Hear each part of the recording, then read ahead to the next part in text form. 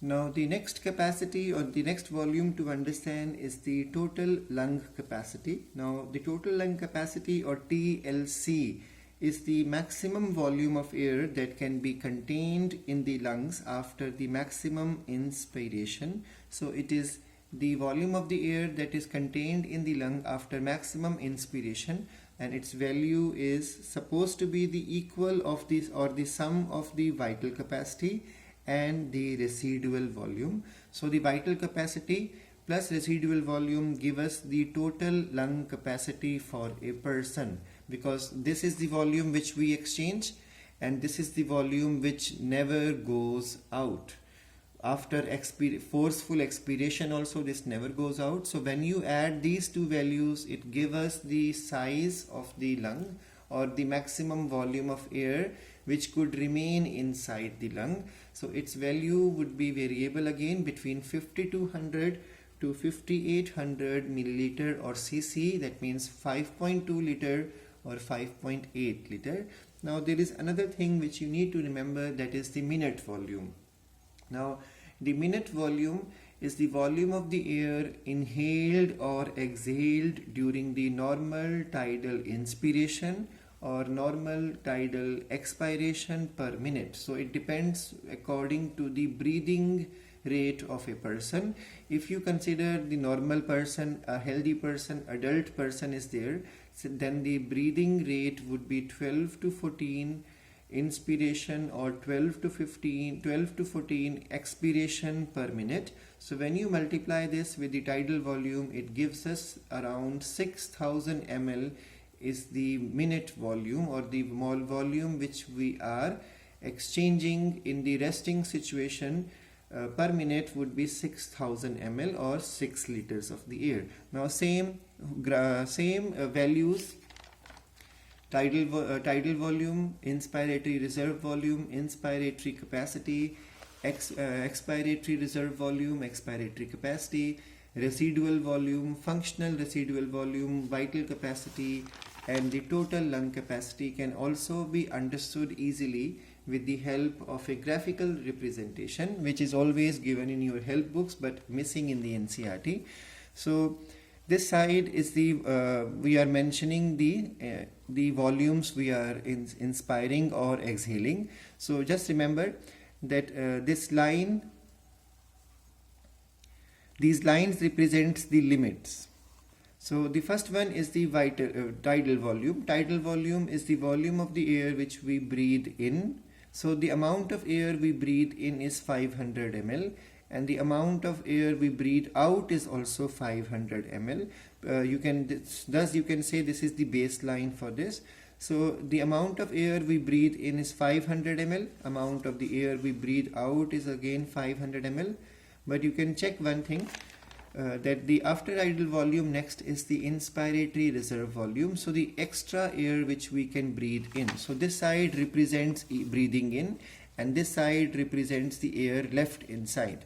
So once we are finished with the tidal volume, this is the tidal volume of inspiration, the extra air which we can breathe in. So this extra air from here up to here is the inspiratory reserve volume. So this is extra air which we can breathe in.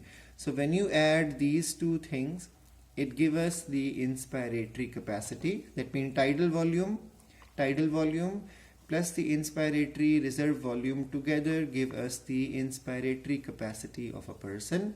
Then now the next one is the expiratory reserve volume and the expiratory capacity. So now in the same manner, this is the air we breathe out in the tidal volume, this one. So the air which we breathe out in the tidal volume, after breathing out by tidal volume, we can breathe extra air out. So that extra air out is the expiratory reserve volume. So when you add these two things, it gives us the expiratory capacity. Tidal volume plus the expiratory reserve volume together, when you add, it gives us the expiratory capacity of a person.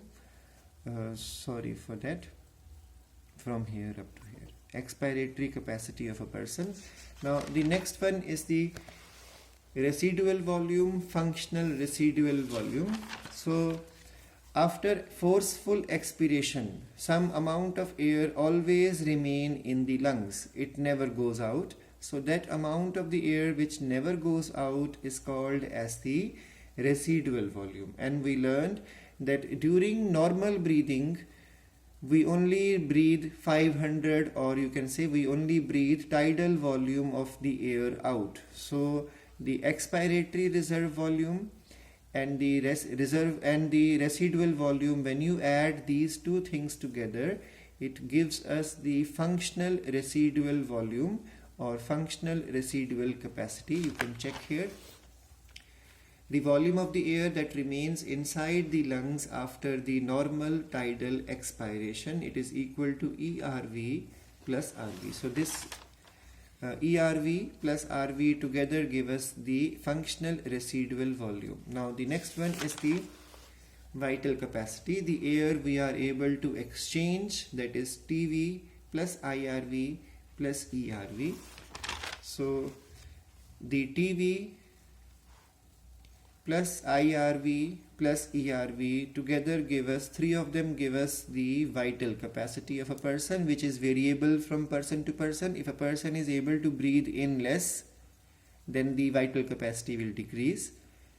Or if person is able to breathe extra air in, then the vital capacity would increase. And the next one is the total lung capacity. So total lung capacity is the volume of the air that remains inside after the maximum inspiration. So that would be the vital capacity and the residual volume which never goes out. So you can check here the VC, vital capacity, plus the reserve volume, both of them together, residual volume, both of them when you add, it gives us the total lung capacity. I hope this whole concept is clear to you. We will continue with the exchange of gases in the next class.